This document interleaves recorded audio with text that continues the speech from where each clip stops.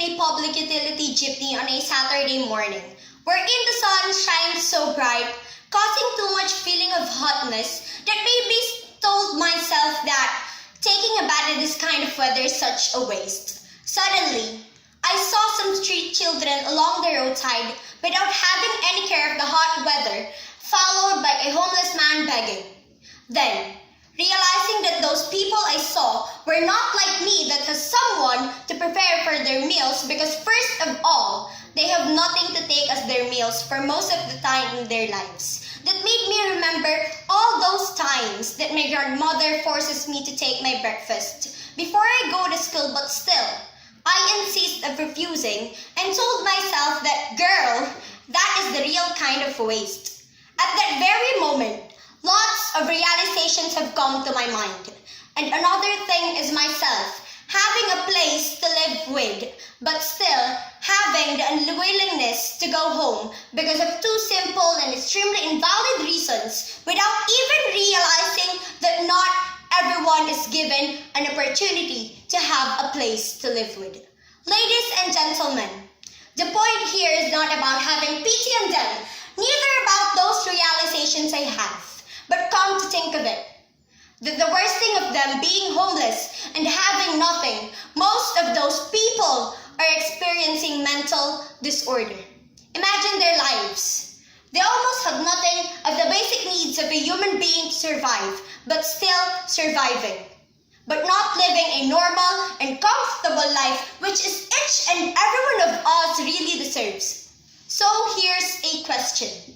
If the government under the Duterte administration had the capability to provide rehabilitation centers for those drug-related Filipinos included in the narco list, then why does a mental institution intended for those mentally unstable homeless Filipinos can't be provided? Drug-related Filipinos and mentally unstable homeless Filipinos, what is the difference?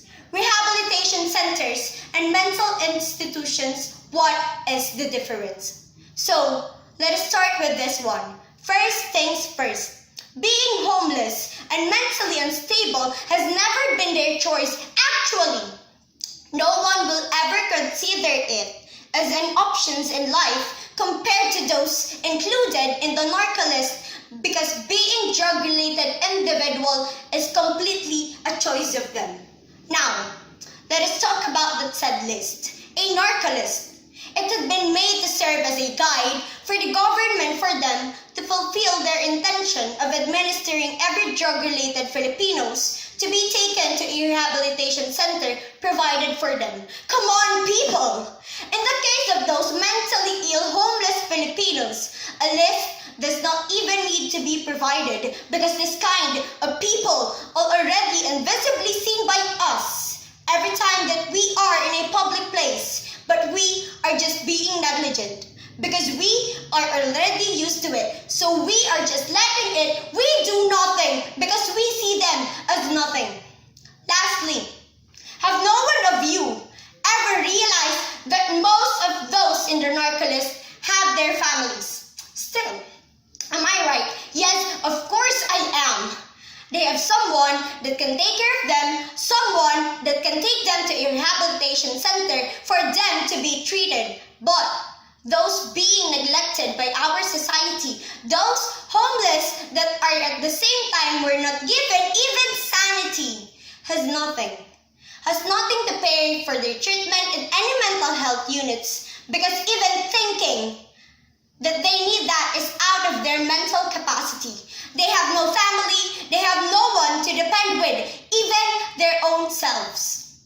They always have nothing and no one from the very beginning except of being deserving to live a normal and comfortable life. So now, let me end this by saying that they are both judged as morally objectionable sets of people and harmful because of their filthy appearance that made it hard for us to accept them as our fellow citizens, and the reality that they're one of us, whether we like it or not. Both of them should be treated equally as who we are.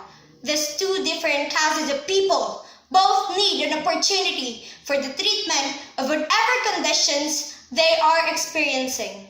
The difference is those who are mentally unstable and at the same time are homeless has a higher demand of needfulness, but still those who are included in the narco list are much given of attention and opportunity to live a normal and comfortable life once again in their lives. Still, the question is, if the government under Duterte administration had the capability to provide rehabilitation centers for those drug-related Filipinos included in the narco list, then why does a mental institution intended for those mentally unstable homeless Filipinos can't be provided?